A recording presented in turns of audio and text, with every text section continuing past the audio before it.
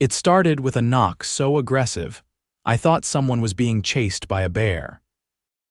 I opened the door of my lake cabin, brush sawdust off my jeans, and stare into the overly mascaraed eyes of the one person I least expected to see on my weekend off Alyssa Lancaster, the HOA president from my neighborhood back in town. She was standing there on my private property in her wedge sandals, gripping a clipboard like it was a weapon.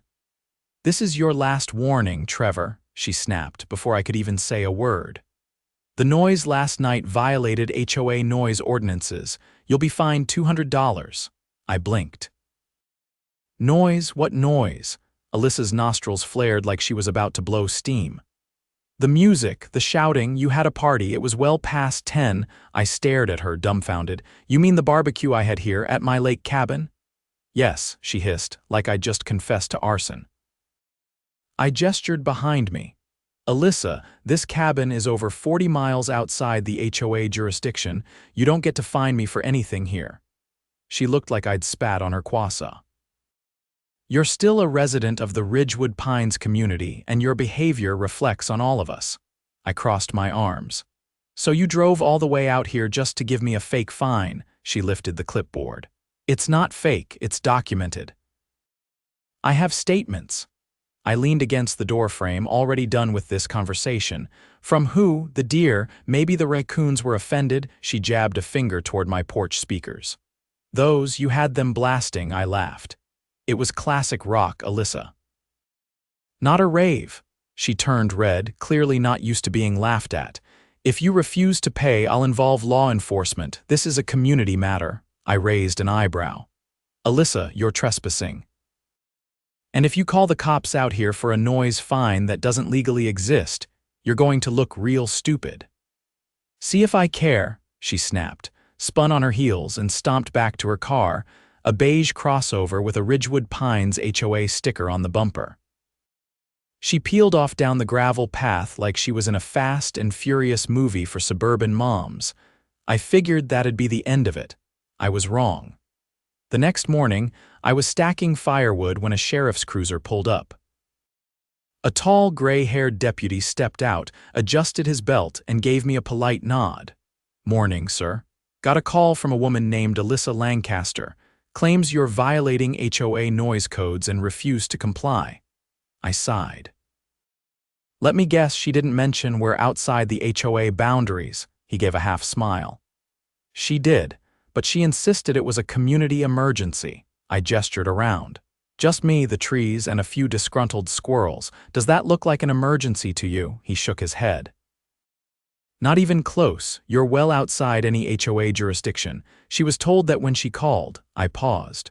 "Wait, told by who?" The deputy scratched his chin. "Dispatch. She's been calling every half hour since last night. Even tried saying you were disturbing wildlife." I barked a laugh. "You're kidding." "Nope, we had to flag her as a nuisance caller, but I had to come check, just to close the file." I thanked him and he took off, but something about this whole thing didn't sit right. And sure enough, when I got back to town Sunday night, a printed fine notice was taped to my front door. Alyssa had made it official. She really thought she could drag my lake cabin into her HOA world. She was about to find out that I wasn't just a guy with a grill and a cabin. I was also a licensed land surveyor, and I had maps, deeds, and records that were about to make her life very complicated. Monday morning, I walked into the county records office with a folder thick enough to choke a horse. Inside were the original land survey plats for both my home in Ridgewood Pines and the lake cabin. I'd pulled them from my own archives benefits of being a land surveyor with a stubborn streak and a well-organized filing system. The clerk, a woman named Shelley with a voice like gravel and a coffee mug that read, "Not today, Brenda," gave me a once-over. "You look like someone about to light a bureaucratic fire," she said, flipping through the folder I handed her. "I'd like to get an official certified map showing where HOA jurisdiction ends and where my private property begins," I said. Shelley raised an eyebrow. "Someone trying to play HOA cowboy again. They're trying to fine me for what I do on land that's a 40-minute drive from the neighborhood." She let out a low whistle.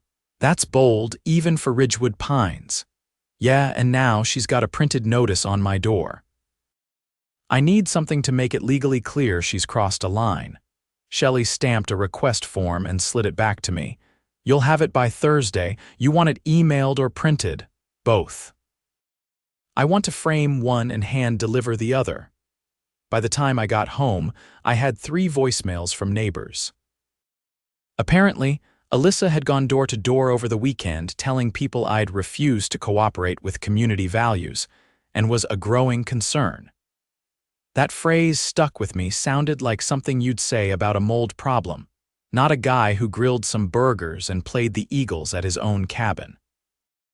I didn't bother responding.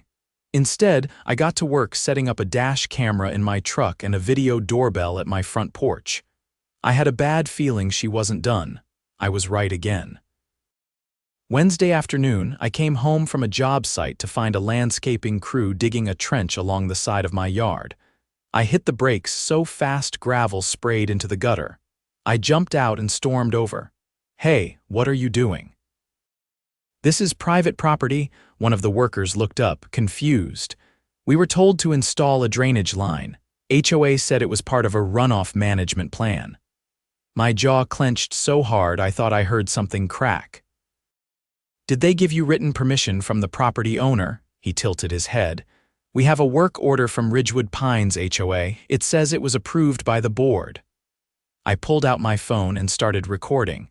You're going to stop now. This is unauthorized. And I'm calling the sheriff. The crew didn't argue. They packed up, clearly not eager to be caught in the middle of whatever this was. I took photos of the trench, which had already cut through my underground sprinkler line. Water soaked through the soil like a bleeding wound. By the time the deputy arrived, I had the footage queued up and the work order photographed. His name was Camden, mid-30s, sharp eyes, and a demeanor that said he didn't like wasting time. Sir, the crew says they were following HOA instruction. Did you give them permission? Nope. And my sprinkler system's damaged.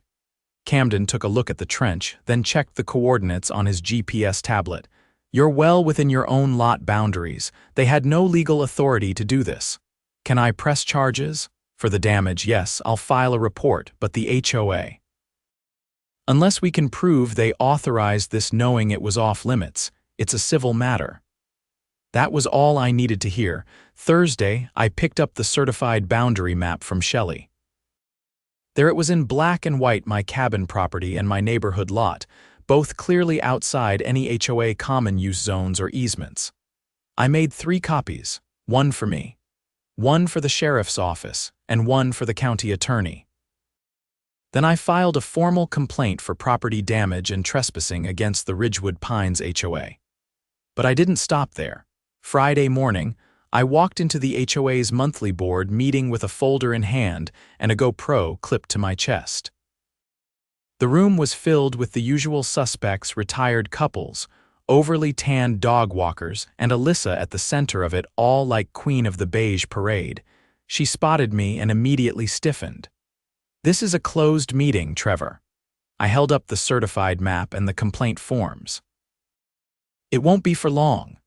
There was a murmur from the crowd. I've got video of your unauthorized landscaping crew cutting into my property, a certified survey proving you have no jurisdiction where you claim, and a formal complaint already filed with the sheriff and the county attorney. This is your last chance to retract the fine, fix the damage, and issue a written apology. Alyssa's voice rose. You can't just march in here and make demands. I looked at the board members. She sent crews onto my land without permission. That's criminal trespass and destruction of property. If she did it in your name, you're all liable. One of the board members, a wiry guy with a perpetually nervous blink, cleared his throat. Alyssa, did we approve any work orders for that address? She didn't answer. I turned to the crowd. If she's willing to do this to me over a barbecue she didn't like, what do you think she'll do when one of you crosses her in a way that actually matters? That hit home. I saw heads nodding. A woman in the back whispered something to her husband and crossed her arms. Alyssa's mask cracked. This behavior is exactly why you're a problem resident. I slid a copy of the county map onto the table in front of her. And this is exactly why you're about to have a real problem of your own. Enjoy explaining to the sheriff why you authorized trespassing. I left without waiting for a response. That afternoon, I got a call from the deputy. You made quite the impression at the HOA meeting, Camden said. We've had 3 more residents call in complaints against the board. One of them brought up financial irregularities. Is there a case there? There might be. Especially if they used HOA funds for that work order on your property. I leaned back in my chair, watching the sun dip behind the trees outside my window. Then maybe it's time someone audited the whole operation. You thinking about running for the board? Camden asked. I laughed. Not a chance. But I know a few neighbors who might. And just like that, the tide started turning. Saturday morning, I was out restaining the fence when my neighbor Steve walked over. He was holding a folded newspaper and looked like someone who'd just read a headline he didn't quite believe. You seen this? He asked, handing me the paper. Second page, lower right corner. A small column with the heading, Local HOA President Named in County Investigation. My name wasn't in the article, but the details were unmistakable unauthorized landscaping work, resident complaints, and a pending audit of Ridgewood Pines financial records. They're actually looking into it, I asked, surprised it had happened this fast. Steve nodded. County's not messing around. Rumor is they've already frozen the discretionary fund. I folded the paper and handed it back.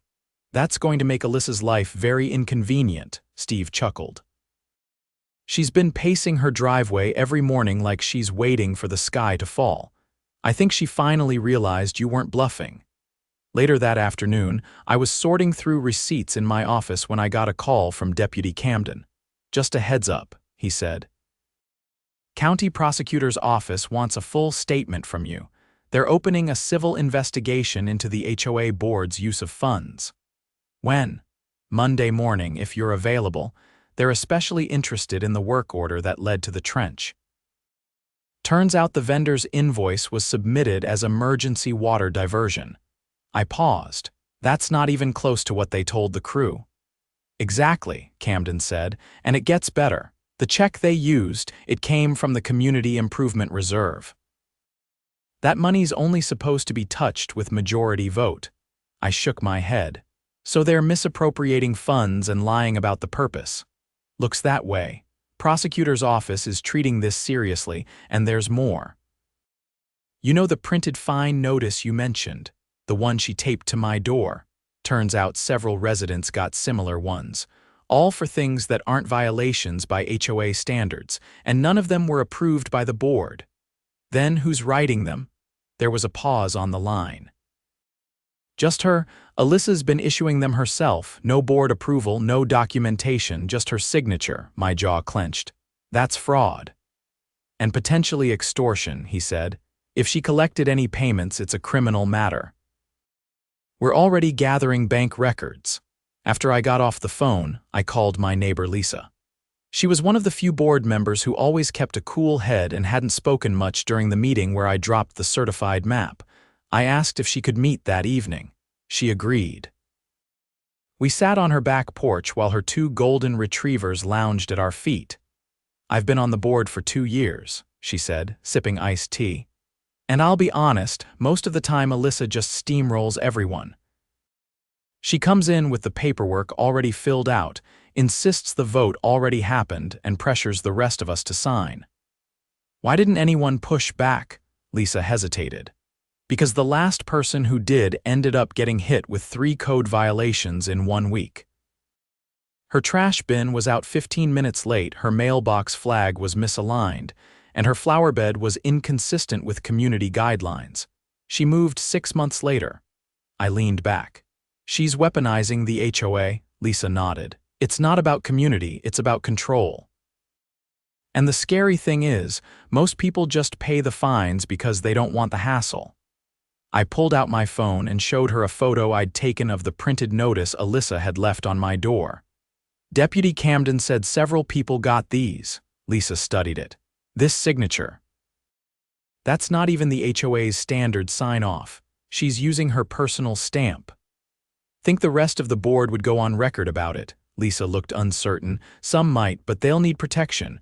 Right now, Alyssa acts like she's untouchable. Not for long, I said. Not if the prosecutor's already involved. That night, I sent an email to the county investigator with Lisa's name and number only with her permission. I included photos, timestamps, and copies of every notice I'd received. I also attached a scanned copy of the work order the landscaping crew had shown me, along with the video I'd filmed of them on my property. Sunday morning, I woke up to a non-stop buzz of notifications. Someone had posted on the Ridgewood Pines community forum an anonymous account with a username that didn't ring any bells.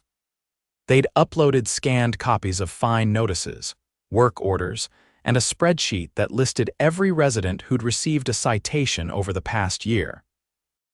The pattern was impossible to miss. Every person who'd spoken up at a board meeting, questioned a budget item, or asked for a vote recount had been hit with violations within the following 30 days. By noon, the post had over 300 comments. Residents were furious. Some were calling for a full recall of the board. Others were demanding refunds. A few were already threatening lawsuits. I stayed quiet. Let it play out. That afternoon, I got a voicemail from Alyssa. Her voice was tight, strained. Trevor, I think we've had some misunderstandings. I'd like to resolve things constructively. If you're open to it, I'd appreciate a chance to talk privately. I didn't respond. Monday morning, I met with the county prosecutor's office. The investigator, a woman named Dana with a no-nonsense haircut and a legal pad full of bullet points, spent over an hour with me. I'll be blunt, she said. We believe there's enough to pursue charges of criminal mismanagement of homeowner funds, falsification of official documents, and trespass under color of authority. If even half the residents who received those bogus fines confirm they paid them, we're looking at financial coercion. Will the board be held responsible too? Dana shook her head. Only if they signed off knowingly. But from what your neighbor Lisa told us, it sounds like Alyssa kept them in the dark. That works in their favor. What happens next? We're issuing a cease and desist to the HOA. No more fines, no more enforcement actions until the investigation concludes. And we've already requested Alyssa's resignation. I left the meeting with a copy of the cease and desist order and a strange sense of peace. It wasn't over, but it was finally headed in the right direction. By Wednesday, a notice was posted on every mailbox in the neighborhood. The HOA board was suspended pending investigation. Alyssa's name was absent from the contact list. An emergency oversight committee had been appointed by the county to manage essential services. Later that day, I saw Alyssa for the first time since the board meeting.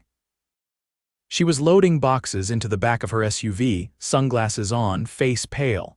She didn't look angry anymore, just hollow. She didn't acknowledge me. I didn't expect her to. I walked past without saying a word, a quiet satisfaction settling in my chest. Not because she was leaving, but because justice had finally caught up. And for the first time in a long while, Ridgewood Pines actually felt like a community again. The leaves were just beginning to turn gold around Ridgewood Pines when the final blow came not with a bang, but with a thick, unassuming envelope that landed on every doorstep in the neighborhood. Inside, a letter from the County Office of Civil Oversight, a formal notice of dissolution proceedings for the Ridgewood Pines Homeowners Association. The language was dry, but the meaning hit like a thunderclap. The HOA, as it had existed under Alyssa's control, was finished. The county's investigation had uncovered what they called systemic misuse of authority under the pretense of community governance. In plain English, Alyssa had been running the HOA like a personal fiefdom, and now it was being taken apart piece by piece. I found out the full scope of it that afternoon during a scheduled debrief with the lead investigator, Dana. We met in a quiet county office just outside city limits, where she laid out everything they had uncovered since the audit began. She created a shell vendor account, Dana said, tapping a manila folder with neatly labeled tabs.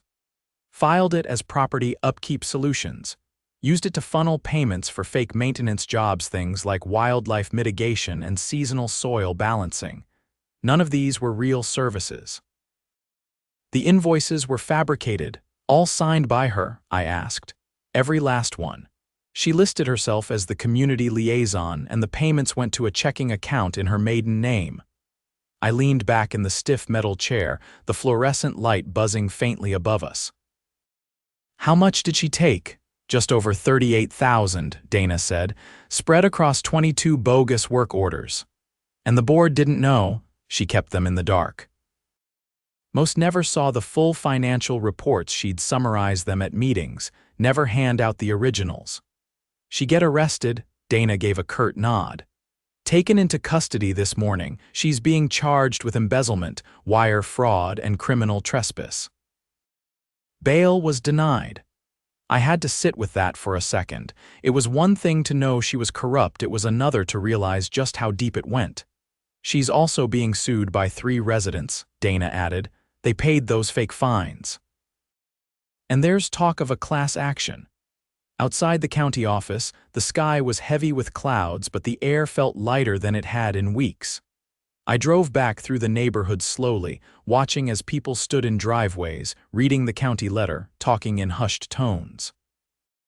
There was no outrage this time, just quiet relief. At home, I pulled the printed letter from my mailbox and added it to my growing file. Then I went to the garage and opened a box I hadn't touched in years, my old land use law textbooks from college. I'd kept them for sentimental reasons, but now they had a new purpose. 2 days later, I hosted a meeting in my backyard. Word spread fast, and nearly 30 residents showed up, some with folding chairs, others with notepads, all of them hungry for something Ridgewood Pines hadn't seen in years: transparency. I stood by the fire pit, a whiteboard propped behind me, and laid everything out. We've been living under a system built on threats and silence, I said. That ends here. The county's giving us a choice. We can let them appoint a long-term administrator, or we can rebuild the HOA from scratch with a new charter, new bylaws, and total oversight. Why even keep an HOA? Someone asked from the back. After all this? Because we still need infrastructure management, I said. Snow removal, trash contracts, emergency road repairs.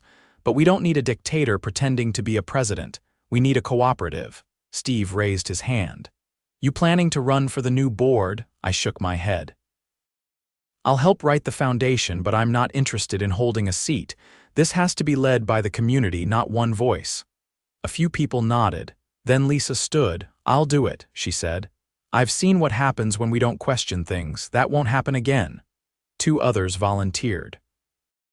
A retired school principal named Tanya, and a no-nonsense plumber named Dave who said he'd spent the last 3 years fixing HOA-approved leak repairs that weren't even needed.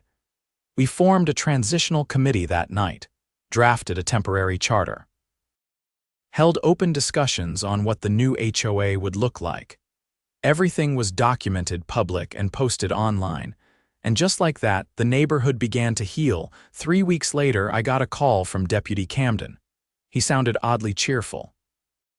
Just wanted to let you know, he said. We found the receipts tied to the landscaping crew. Turns out Alyssa billed the HOA twice what she paid them and pocketed the difference.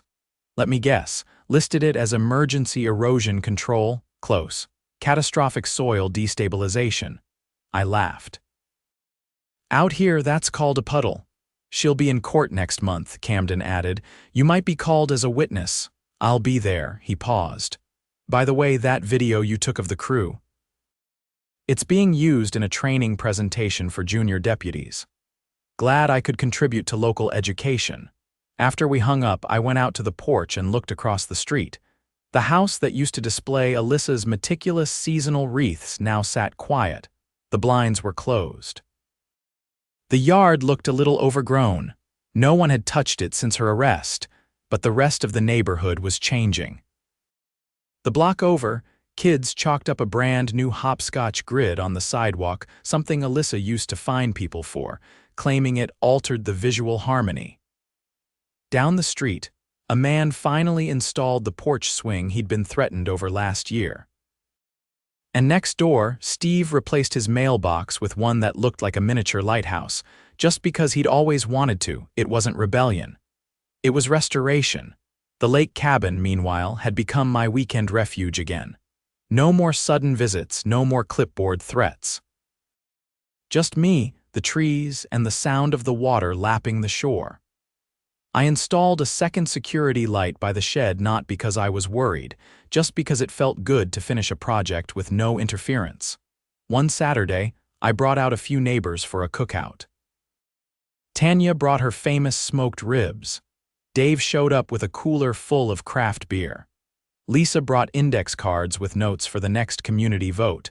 As the sun dipped behind the trees and the fire pit crackled to life, I realized something.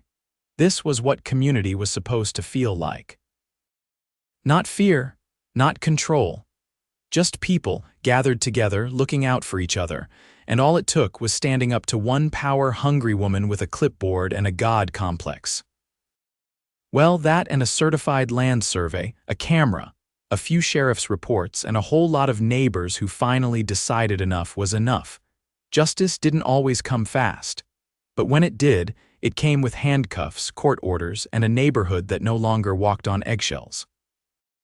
Ridgewood Pines was free, and I had my cabin, my peace, and a legacy of barbecue justice that no one was forgetting anytime soon.